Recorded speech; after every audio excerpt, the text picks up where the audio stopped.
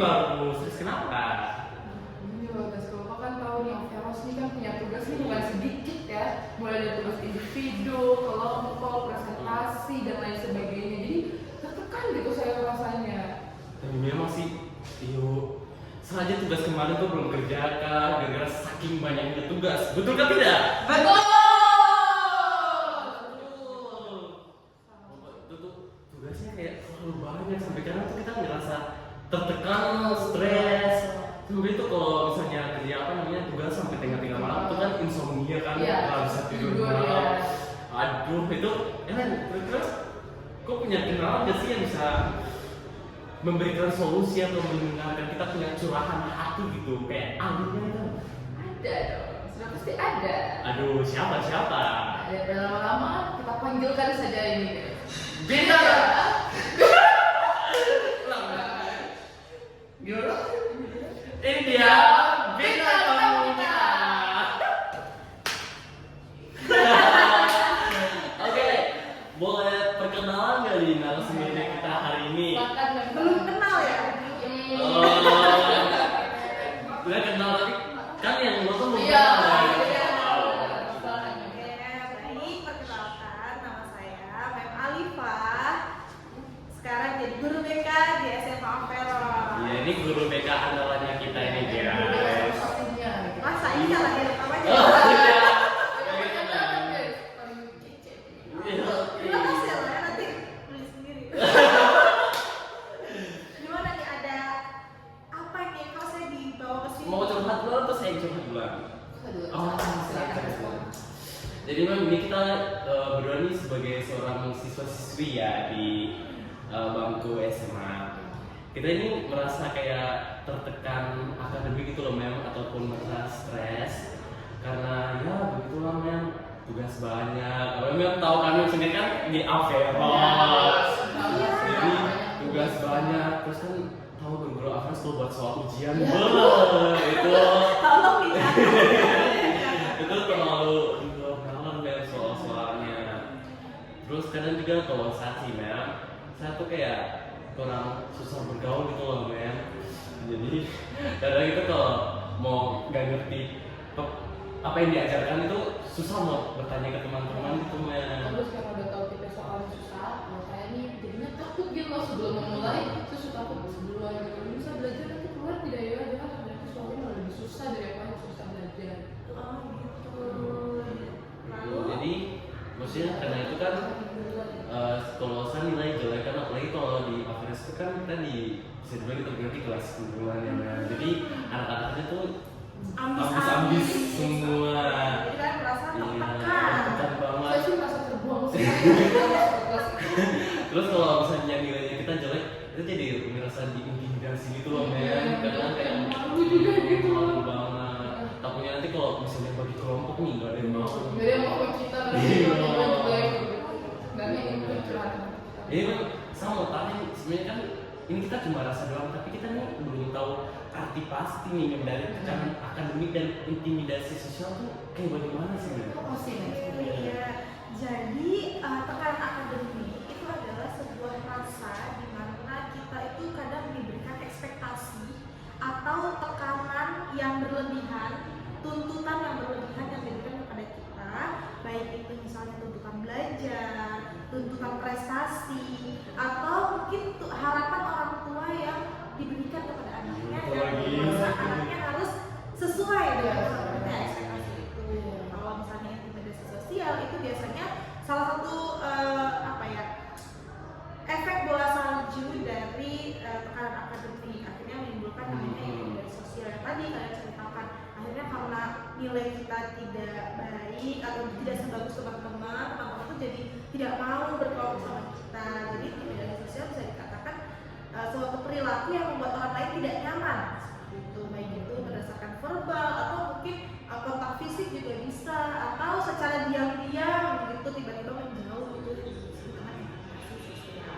Nah ya Mem, kalau bicara soal tekanan akademik, ya sih Mem, peran orang tua tuh besar sekali sih Mem dalam hal ini. Kayak kita tuh ditekankan terus Mem. Kayak gimana ya, paling kalau nilai jelek tuh pasti dia dapat marah Mem, terus HP diancam disita. Iya, HP tuh pasti. selalu menjadi ancamannya ya, Kalau betul. aku turun dari 80 berarti HP-nya sensitif. Ah gitu. Pernah mengalami? Pernah. Pernah banget. Sampai dibanting kan? Sampai dibanting. Sampai Iya. yang seperti itu. Iya. Nah, kalau tadi kan kita udah tahu nih ya, gitu intimidasi sosial dan tekanan akademik. Kira-kira bentuknya apa aja nih? Oke, kalau tekanan akademik itu bentuknya beragam. Contoh misalnya tadi, kamu harus punya nilai 80 ya. Kalau tidak nilai 80, HP-mu saya sita. Itu salah satu bentuk dari tekanan akademik. Atau misalnya, coba dong Resko, sudah saya kuliah, sudah saya leskan bahasa Inggris, tapi kok kamu bahasa Inggrisnya jelek gitu. Jadi bentuknya lebih kepada ekspektasi yang diberikan kepada seseorang dan diminta untuk memenuhi ekspektasi itu. Terus memang maksudnya kayak memang sih kalau kita tuh memang merasakan hal itu, tapi ini kan kita memang kalau kita merasakan hal itu gara-gara kita kasih tahu nih kan. Tapi kalau misalnya tanpa dikasih tahu nih, kira-kira ciri-ciri orang yang mengalami intimidasi sosial sama tekanan akademik itu kayak gimana men? Kayak ciri-cirinya gitu. Oke, karakteristik orang yang bisa dikenal itu ya. Ya. Sebenarnya semua orang berpotensi mengalami hal itu. Ya, tidak harus dia gimana. Tapi memang ada beberapa ciri-ciri khusus yang biasanya terlihat ketika seseorang itu terkena intimidasi sosial. Contoh misalnya dia mungkin tidak punya keterampilan sosial yang baik. Nah, orang dengan tidak punya keterampilan sosial yang baik itu cenderung akan lebih sensitif. Karena kan kalau misalnya kita butterfly banget gitu ya, social butterfly itu kita mungkin banyak ketemu dengan orang-orang, jadi kita bisa ngerti nih orang ini sifatnya kayak gini. Kalau dia bercanda, itu kan cuma bercanda gitu. Tapi kalau orang yang punya kemampuan sosial rendah, kadang kan dia tidak banyak bertemu dengan orang lain, sehingga ketika ada orang yang bercanda misalnya atau ada orang yang berinteraksi dengan dia, kadang dia salah tangkap. Nah itu jadi ngerasa, atau misalnya tidak sedekat, bisa mungkin Ellen sama Tesco temenan, tapi suatu ketika Tesco itu lagi bad mood misalnya, terus tidak ngobrol sama Ellen, tapi karena Ellen kemampuan sosialnya tidak sebagus itu, akhirnya Ellen merasa, ih kok Tesco jauh ya dari saya. Jadi salah satu ciri utama adalah ketidakmampuan sosial sih. Tapi memang kira-kira kalau dia tidak memiliki kemampuan bersosial itu memang bawaan dari lahir atau maksudnya gimana sih sebenarnya? Atau lingkungan gitu kan, dia kira-kira yang besar itu Jadi kalau mempengaruhi pasti kebiasaan. Jadi itu bisa dari masa pertumbuhan dia sebagai waktu masa kanak-kanak ke remaja, itu entah mungkin dia memang jarang bergaul, itu bisa. Kalau bawaan bisa juga, misalnya emang secara kepribadian dia introvert sehingga susah untuk mendekatkan diri kepada orang lain seperti itu. Atau mungkin dia tidak introvert tapi tidak punya kemampuan secara alamiah aja seperti itu. Atau karena lingkungannya kelihatan tidak bersahabat, akhirnya dia juga takut untuk memulai, itu juga bisa. kalau misalnya nih, orang gitu ya, dia dapat tekanan akademik itu biasanya akan di mana gitu? Mungkin dia dapat dari rumah kah atau dari sekolah gitu? Tekanannya dari mana sih? Secara umum sebenarnya tekanan datang dari sekolah ya. Betul. Iya, kadang kan apalagi di Ampera. Karena kan sekolah tuh tempat mereka paling sering bertemu ya. Benar, kita sekarang Iya, jadi memang secara umum lebih banyak datang dari sekolah. Contoh misalnya di sekolah, apalagi kita di SMA kan punya kriteria yang harus dipenuhi. Baik itu kriteria nilai KKM aja 80. Betul guys. semua kamu ya. Bahkan teman-teman gue di sekolah lain aja pas dengan kakak yang di Averus 80 tuh kayak Mereka kira di mereka punya status paling tinggi. Iya, Averus 80 kayaknya. Nah, jadi mungkin itu salah satu jadi tuntutan ya pada siswa-siswanya. Nah, kemudian tambah lagi misalnya dari sekolah, dari rumah kayak gitu. Orang tua punya harapan, ih kamu sudah sekolahkan kau di Averus supaya kau nanti jadi kayak gini, kok jadi kayak gini. Itu jadi bisa menambah beban tuntutan itu. Berarti kan masuk Averus itu kan bisa dibilang mahal ya. Jadi Sulit juga kan ada Ya, ada tesnya. Ya. Jadi pasti orang tua juga harapan besar. Iya pasti kayak mas tahu terus nih kayak ini sekolah bagus, kok masuk sini sama masuk ke sini sampai mahal harus bisa tuh. Iya, tapi jangan salah, ternyata teman sebaya itu juga bisa menjadi salah satu faktor yang besar juga terhadap tuntutan akademik. Contoh misalnya teman-teman kalian, karena kan kalian di kelas yang cukup unggulan ini ya, berdasarkan nilai kan di ranking 1 sampai 32 dari 90 berapa ya, 95 siswa, terus kalian menjadi satu kelas, pasti kan teman-teman di kelas juga punya ambisinya berlomba-lomba gitu kan. Nah itu biasanya juga jadi salah satu faktor terbesar gitu, apalagi kalau di kelas temennya belajar semua terus kita yang Aduh, belajar itu gitu dan ya. itu si siapa Tisha sama Keisha itu pagi-pagi kan kita datang tuh kan biasanya gosip, enggak mereka buka-buka gini belajar gitu. Apalagi kayak dari masuk pintu kelas terus kayak ini dia orang semua buka buku ini belajar apa ya? Apalagi men itu kan mereka tuh anak OS itu kan men. Setiap belajar jadi pelajarannya tuh mereka kayak bisa bagi pikir sama bingung kayak ini belajar kimia nih pas ditanya oke mereka jawab tapi mereka kerja matematika di bawah. Keisha tuh sih, Keisha tuh serius deh, Keisha, Tisha pokoknya ekonomi matematika. Jadi mereka tuh sambil ikut paham juga materi yang ada di kelas. Maksudnya tapi kan mereka sambil belajar materinya. Iya, jadi itu pasti karena kalian lebih banyak intasnya dengan teman-teman kelas tuh pasti kan agak minder ya.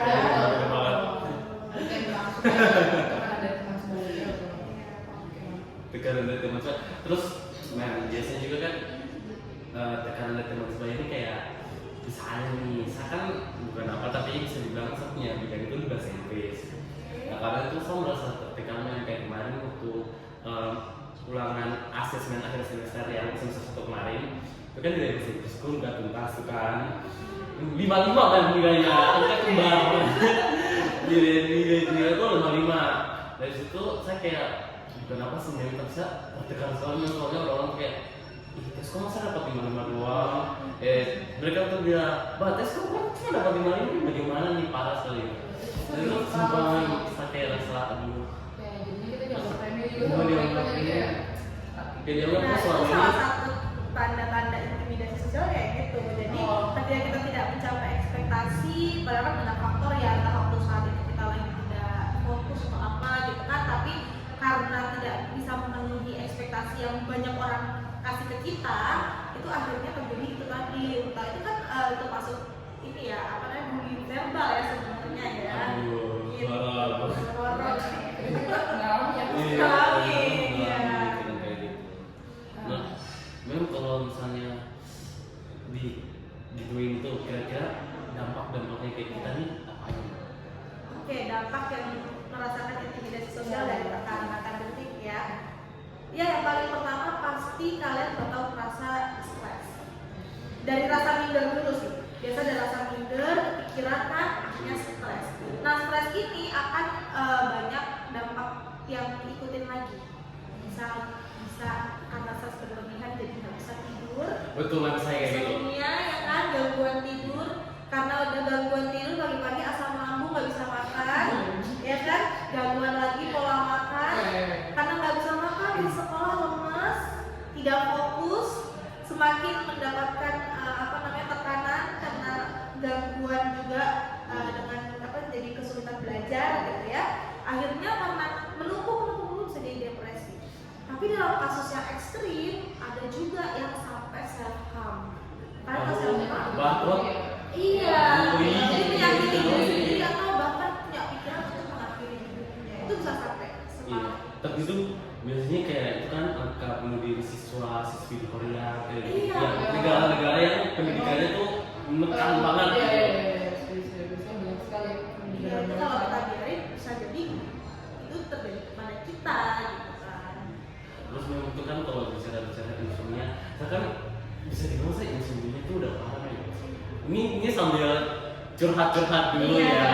ya, sesi kelas satu ya. Oke. Iya. Ini juga jujur nih mem, jujur. Saya tuh kan akhir-akhir ini memang kalau lihat hampir setiap hari saya terlambat. Tiap hari kan, setiap hari, tiap hari. Memang itu tuh gara-gara saya tuh betulan tidur jam 3, jam 4. Jadi kayak saya tuh tidur cuma 1,5 jam gitu mem. Dan itu tuh memang kayak memang saya sampai tanya-tanya orang-orang tuh kayak lepas HP dan jangan udah lepas, tapi tetap aja tidur setengah jam kebangun lagi. Dan pas kebangun tuh nggak bisa tidur lagi. Terus yang bikin makin stres lagi, orang tua tuh kayak ngerasa itu tuh kayak hal yang remeh gitu loh men. Jadi kayak mereka tuh menganggap ya tinggal tidur gitu loh. Padahal sumpah memang tuh cari tidur tuh susah sekali loh men, cari tidur. Nah itu biasanya karena ada satu pikiran yang mengganggu sebenarnya. Akhirnya ketika tidur mesti tetap kepikiran di dalam bawah sadar. Nah jadi Tesla harus cari dulu nih apa sih yang bikin sampai kepikiran banget itu gitu. Kita udah tahu sih kan pikirannya, karena kan kalau ini kan lagi mempersiapkan buat lomba bulan Juli itu kan yang di Thailand. Baru kan guru pembimbingnya ini udah kejar-kejar waktu gitu loh kan, jadi udah suruh kumpulin dokternya, PPT-nya. Baru belum lagi kemarin kan ulang biologi kan ya kan.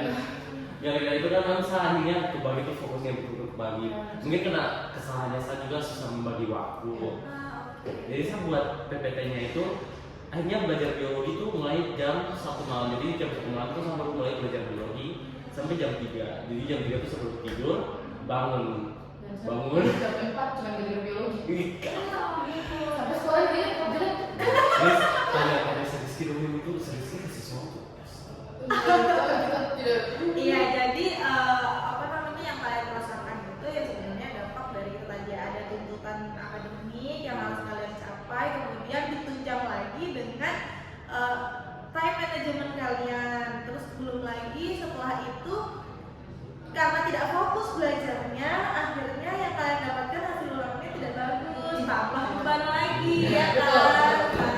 Padahal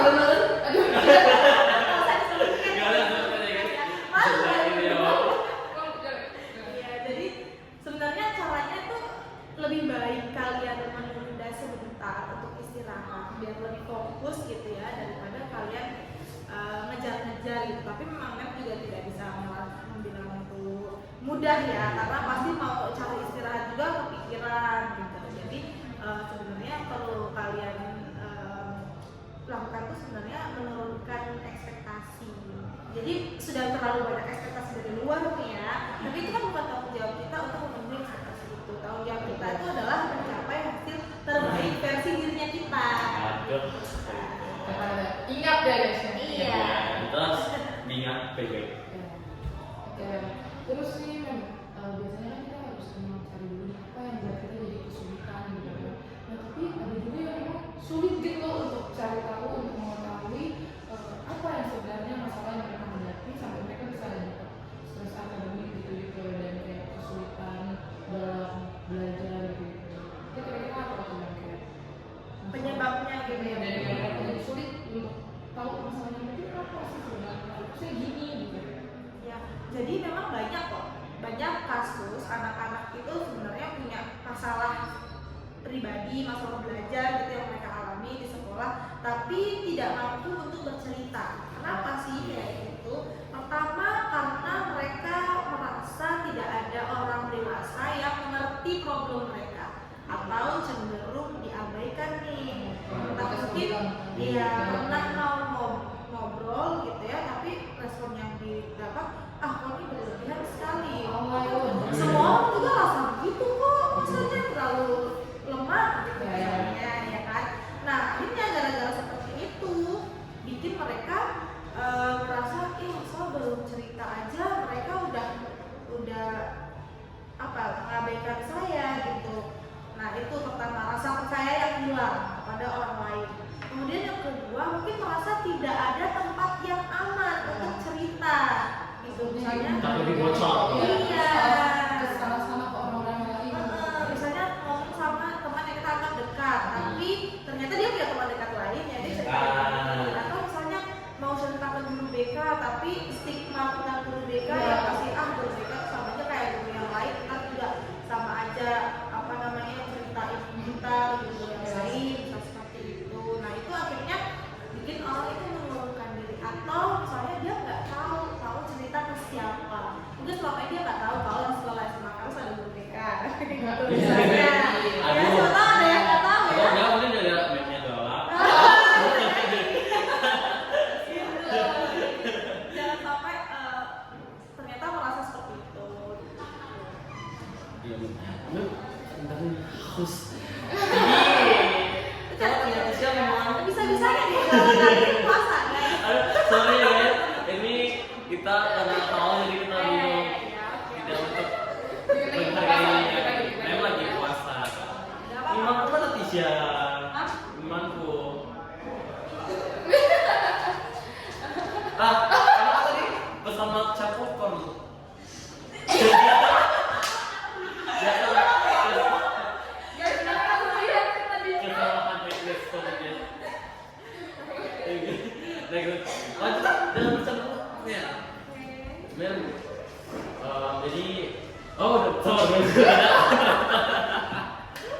Ya, kita tunggu ya. Kalau nanti Sya yang baik hati dan tidak sombong. Atau tiba-tiba dia jadi ini. Iya.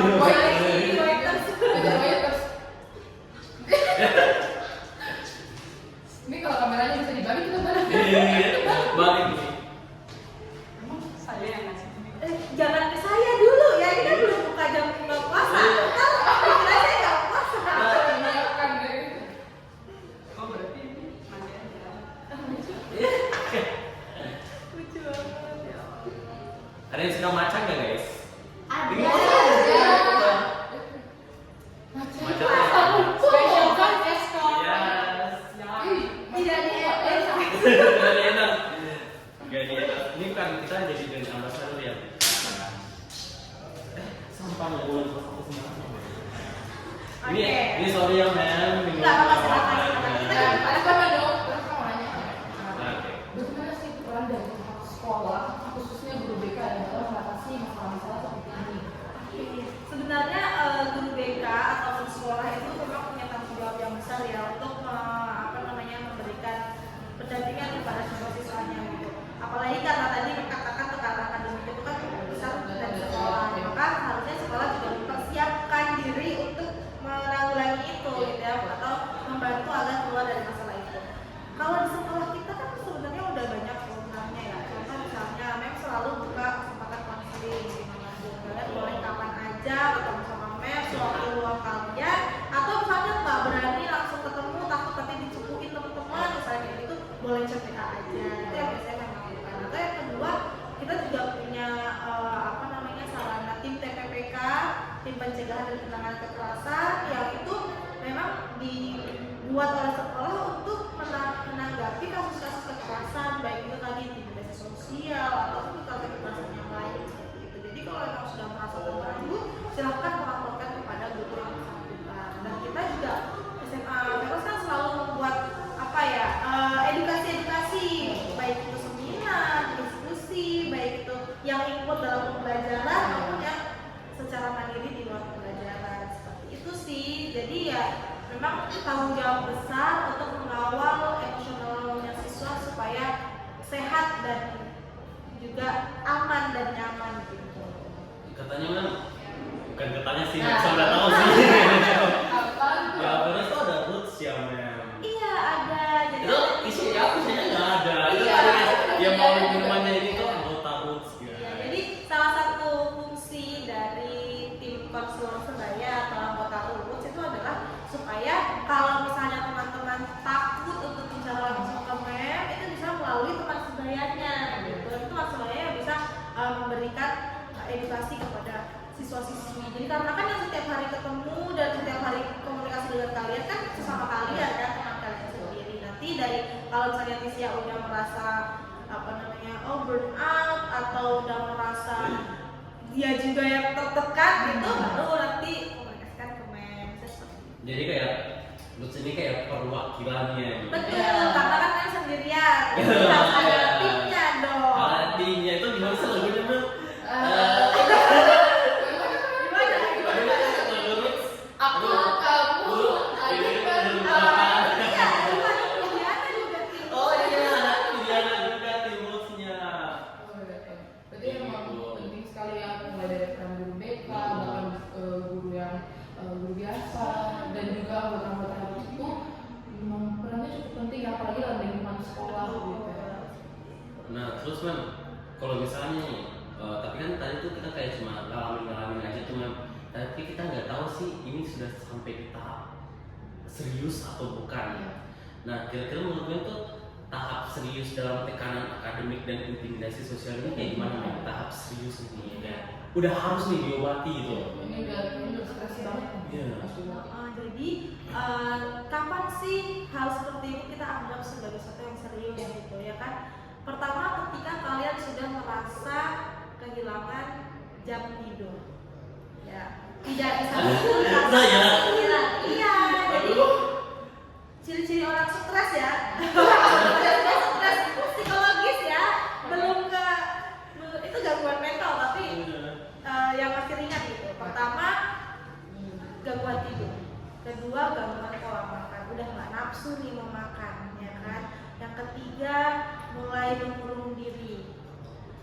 Gitu. Sampai tahap itu sih. Iya, mengurung diri, tidak mau bersosialisasi dengan teman-teman, mulai menganggap tidak berharga gitu.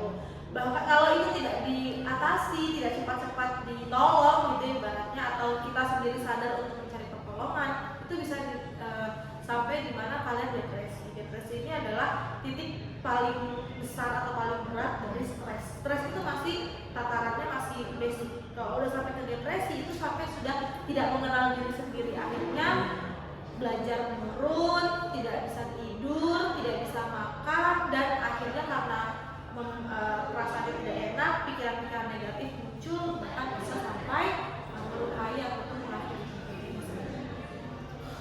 Jadi kayaknya sudah harus diobati ya dari Iya, hal kecil tadi. kalau sudah merasa sudah bisa tidur, itu sudah harus mencari pertolongan sebelum sampai pada fase depresi. Tapi memang berarti ini memang solusinya gimana sih? Karena kan setahu saya di Sorong ada psikologis apa? Oh ada dong, iya. Jadi kalau kalian sudah sampai ke tahap yang gangguan psikologis ya, sudah tidak bisa ditangani oleh konselor sekolah, begitu, bisa membantu kalian mendapatkan bantuan profesional lainnya. Contoh misalnya mencari bantuan ke psikolog atau ke psikiater kalau misalnya nih insomnia itu kan salah satu bentuk dari penyakit juga ya, atau sesuatu perlu untuk mungkin dikasih obat atau apa, itu nanti bisa diarahkan kepada psikiater atau dokter penyakit jiwa gitu ya. Jadi jangan berpikir bahwa ketika kita mencari pertolongan ke guru BK, ke psikolog, ke psikiater, itu kita tuh kita tuh gangguan jiwa. Kadang kan orang berpikir seperti itu, padahal tidak seperti itu. Jadi ini adalah cara karena kita masih sadar, maka kita cari pertolongan. Nanti kalau udah nggak sadar, udah nggak bisa ditolong lagi gitu loh. Bisa dicegah dari sekarang. Oke. Nah, terus ini mungkin pertanyaan terakhir ya, Mbak. Oke, akhirnya terakhir. Menunggu nih lagi ya. Jadi Mbak, tadi kan kita udah bahas segala macam jenis hal nih. Bahkan tadi sempat Ella singgungkan yaitu tentang peran sekolah nih, Mem. Nah, kalau khusus untuk Mem nih kan, Mem sebagai guru BK, perannya Mem tuh untuk dalam hal itu sepenting apa sih, Mem? Kayak gitu sih, Mem. Terus apa yang harus Mem lakukan gitu, Mem? Oke, jadi guru BK itu kenapa bisa ada di sekolah? Memang karena itu ya, menjawab kegelisahan dari siswa-siswi. Karena banyaknya tekanan yang kalian dapatkan, apalagi remaja itu kan tidak hanya sekolah tekanannya, entah itu udah mulai muncul-muncul asmara gitu ya, atau pertemanan, itu sampai ke studi lanjut gitu. Jadi ya yang bisa kalian lakukan adalah mencegah terjadinya hal-hal yang tidak diinginkan, entah itu mencegah stres dengan cara gimana, memberikan edukasi kesehatan mental. Gimana caranya ketika kalian lagi stres, cara mengalihkan pikiran kita menjadi pikiran yang positif seperti apa. Jadi makanya ada jam pelajaran BK gitu. Nah, atau yang kedua, mengarahkan agar kalian meskipun dengan tekanan akademik yang banyak, tapi masih bisa fokus pada tujuan utama kalian, tidak lupa. Makanya kemarin di kelas 10 kan setelah pengenalan tentang kekerasan, tema kedua kan memperbaiki nilai di semester sebelumnya, ya, cara belajar yang lebih efektif supaya apa sih? Biar kalian itu nggak stres karena begitu banyak materi harus saya hafalin semuanya gitu kan. Jadi makanya diberikan pendampingan seperti itu, atau bisa juga dengan cara konseling gitu. Kalian datang, Mem, saya butuh konseling seperti itu. Dan nanti bisa ngobrolnya lebih deep lagi, atau misalnya nggak bisa ngobrol di kelas, jadi harus face to face dengan teman sendiri. Itu sih.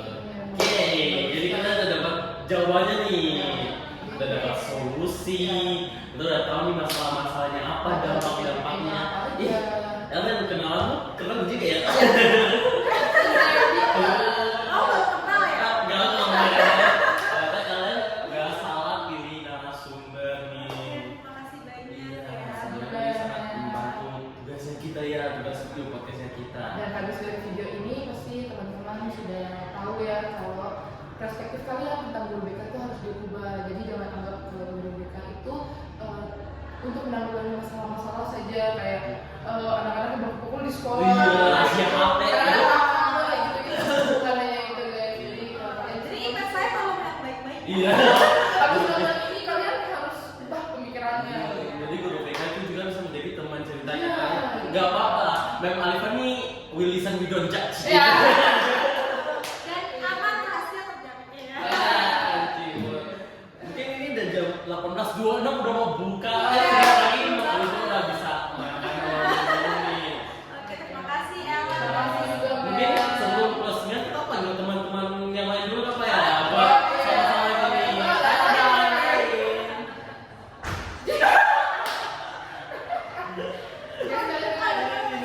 Guys, ini tuh dari tadi ada tim di belakang layar gitu. Sini, masuk. Belakang layar nih. Ini guys. Salah. Kalian perkenalkan dong. Iya, kenalin diri kan dong. Ini, sini. Halo, aku Vidi. Halo, aku Tisha yang tadi kasih maca. Iya, yang tadi datang bawa ini. Ya mungkin kita tutupnya biar kompak gimana nih tutupnya? Gimana enaknya? Sini dong, besok gimana? Jadi gimana tutupnya nih? Gimana? Lah, kita kelompok berapa sih? 3 ya? Iya. Iya, 3. Enggak. Gimana? Kelompok 3. Gacor. Oke, siap ya. Kelompok 3.